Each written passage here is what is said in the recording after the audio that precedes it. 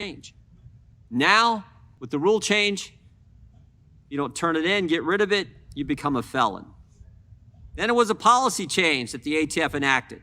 The ATF now says if a federal firearms licensee makes a mistake on a form, even if it's a clerical mistake, well, that now equals a, quote, willful falsifying of records, and they could lose their license. In fact, 157 FFLs lost their license last year in this gotcha game that the ATF is playing with people who are in the business of selling firearms. And the pressure to deal with what the ATF comes out and finds you made some mistake on a form, many people are just voluntarily giving up their FFL. 24 in 2021, 69 in 2022, 80 people last year gave up their license versus dealing with the hassle from the agency that's supposed to help them comply, not put them out of business. And finally, there's the new definition of who actually needs a federal firearms license. Since 1968, the definition said it had to be your principal livelihood in the business of selling firearms. You needed that. If you were doing that, you needed an FFL. But this past Monday, new definition was put in place. It said if you're earning a profit. ATF can't really define what that means. You sell one gun to your cousin, made $10, made $50 on the sale of a gun, 2 guns to someone, 10 guns.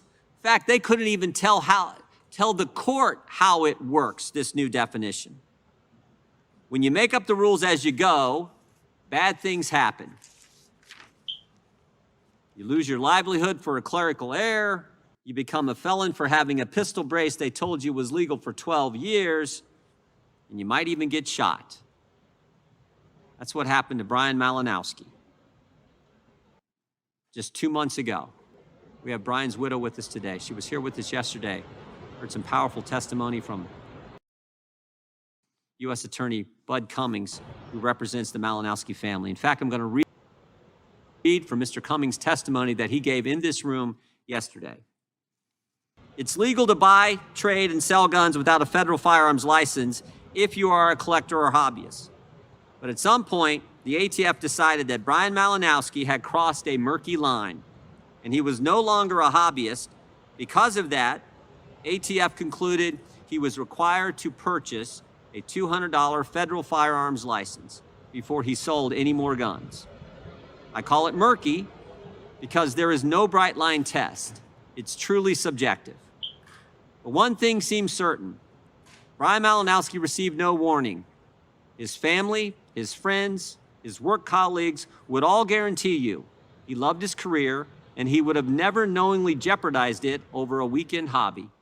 His real job, his main job, only job, was he ran the Bill and Hillary Clinton Airport in Little Rock, Arkansas, highest paid official in the municipal government, made $260,000 a year.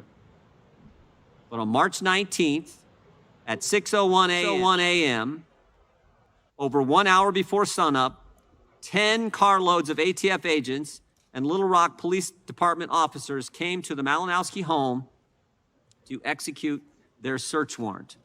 Not an arrest warrant, search warrant. At 6:02:46 a.m., ATF agents in full SWAT gear approached the front door. They had a piece of tape ready to cover the camera lens of the doorbell camera, which they did. Next, Mrs. Malinowski heard only a loud crash as her front door caved in. Her husband, Bryan, woke up to the sound of the crash, found a pistol, loaded a magazine, and left the bedroom to investigate. Bryan warned his wife to stay behind in the bedroom, but Mayor stubbornly followed him down the hallway. The ATF apparently killed electricity to the home. The front room was usually well lit at night, but Mrs. Malinowski saw only darkness as she peered down towards the front entryway. She could only see shadowy outlines of presumed home invaders standing in her front hallway. That's what Bryan saw too. Bryan fired a few shots at the intruders' feet to drive them back out of the front door. The ATF shot Bryan in the head. His wife was standing inches away from him. A mere 57 seconds. 57 seconds elapsed from the time agents covered the doorbell camera until gunshots erupted and Bryan was fatally wounded. 6:02:46 to 6:03:43. Agents immediately dragged Mrs. Malinowski into the front yard. She was barefoot, wearing minimal night clothing, and the temperature was 34 degrees. They locked her in the back seat of a car and detained her there for 4 hours, refusing her many requests to check on her husband she had just seen shot, wouldn't allow her to get close or even use the neighbor's bathroom. Even though policies have been in place at both the ATF and the Little Rock Police Department for the past 3 years, requiring the use of body-worn cameras when executing any search warrant, the Department of Justice tells us that no body cameras were used. If this isn't the weaponization of government, I don't know what is. I don't know what is. Mr. Dettelbach, we're going to have questions about this and a host of other things the ATF has done under your watch. A host of other things. We appreciate you being here today. We appreciate you taking our questions, but there's going to be tough questions from folks on our side.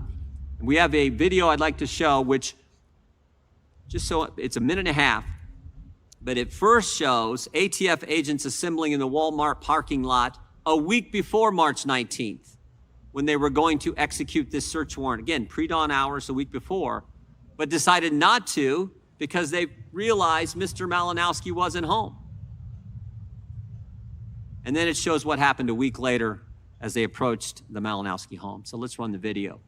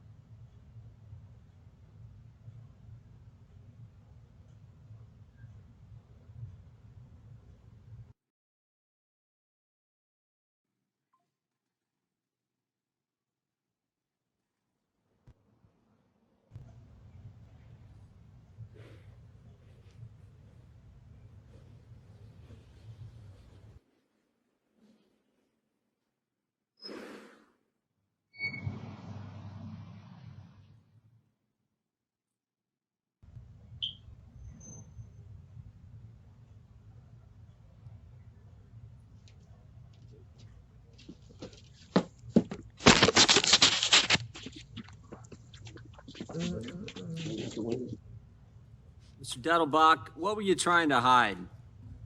Right.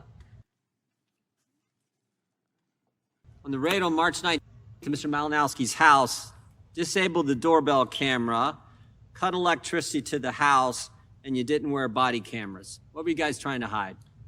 Mr. Chairman, we're not trying to hide things. In fact, Sure seems like it. After You guys cut electricity to the house? after the Oh, that's a question. I'm trying to answer. Okay, if there's no question, that's fine. I'm sorry. No, that is a question. Did you? After the incident, we, along with the Little Rock Police, called for an independent investigation being done by the Arkansas State Police and the local prosecutor. No, That's not trying to hide anything. I asked 3 questions. Why'd you put the tape on the doorbell camera? Why'd you cut the lights? And why didn't you wear the body cams? What are you trying to hide? And Mr. Chairman, the reason that we called for the investigation is we're not trying to hide anything. The reason I'm not going to talk about what's going on in that investigation is to respect its independence and out of fairness. There's a reason for the Department of Justice policy that's existed for so many decades about not commenting on pending matters.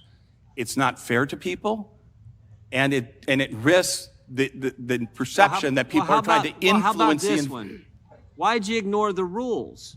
Because don't the rules say you should only use a no-knock entrance into a property if it's the only way, if it's the absolute best way to do it. I mean, I can read from Ms. Monaco's directive. Limit the circumstances in which agents may seek to enter a dwelling pursuant to a warrant without complying with the knock and announce rule because of the risk posed to both law enforcement and civilians. So you want to limit this. Why'd you guys do it all in 57 seconds?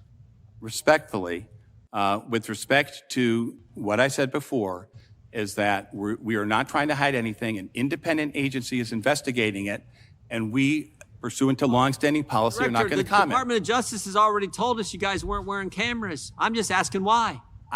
For the cameras, our body-worn camera policy, I can talk about that. I think I can answer the question without talking about this case. You can talk about some things relative to the investigation, but not others. We want all the answers to what's going on here. I will tell you, with respect to the body-worn camera policy, the Department of Justice announced that policy when it was announced, as we have communicated to your staff and you. It was announced that it would be phased implementation. ATF is implementing that policy. We've implemented it in just under a third of our field divisions. We have not received 3 separate requests for program funding from Congress to do so, but we are still doing it. I watched a hearing a couple of weeks ago where your fellow chairman... Did the Little Rock police officers who accompanied you on this raid, did they wear body cams? Again, not commenting on this specific case, but in general, the Department of Justice written policy allows local law enforcement on these types of operations, short-term operations, to follow their own guidelines and policies, if they wish, in body-worn cameras. And what I wanted to say is... Their policy was to wear them. They weren't wearing them that day. We want to know why. Did you tell them not to wear them? Mr. Chairman, again, it is simply unfair at this point while there's a pending investigation. It's a simple question. We just want to know why they weren't following the rules. Their rules say wear body cameras. Your rules say wear body cameras. You weren't wearing body cameras. I go back to my original question. What were you trying to hide? We saw the video where you walked up and you put the tape on the doorbell. We know there were no lights to the foyer area. We have Mrs. Malinowski here who can testify to that. And we know you weren't wearing body cameras. What were you hiding? Again, Mr. Chairman, we're not hiding anything. And with respect to the body-worn camera policy, the people there... Why on the 12th did you not go and search the home? You were all circled up, ready to go, but a week before, on the 12th of March, you don't go, you go on the 19th. Why'd you decide not to go on the 12th? Mr. Chairman, these operations, and by the way, we do about 11,000 operations each year. They're very dangerous operations. ATF doesn't do anything that is not dangerous. Well, it's not quite true, but many of them are very, very dangerous. And those operations are handled by people with decades of law enforcement experience.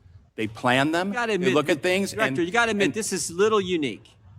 You got a citizen, the highest paid official in the municipal government, Little Rock, Arkansas, making $260,000 a year, running the airport, no criminal background history, nothing, and he's dead at a pre-dawn raid when it sure looks like you could have served this search warrant when he wasn't there, but you decided not to. You decided to wait till he was home when you did it on March 19th. And as a result, Mr. Malinowski is no longer with us.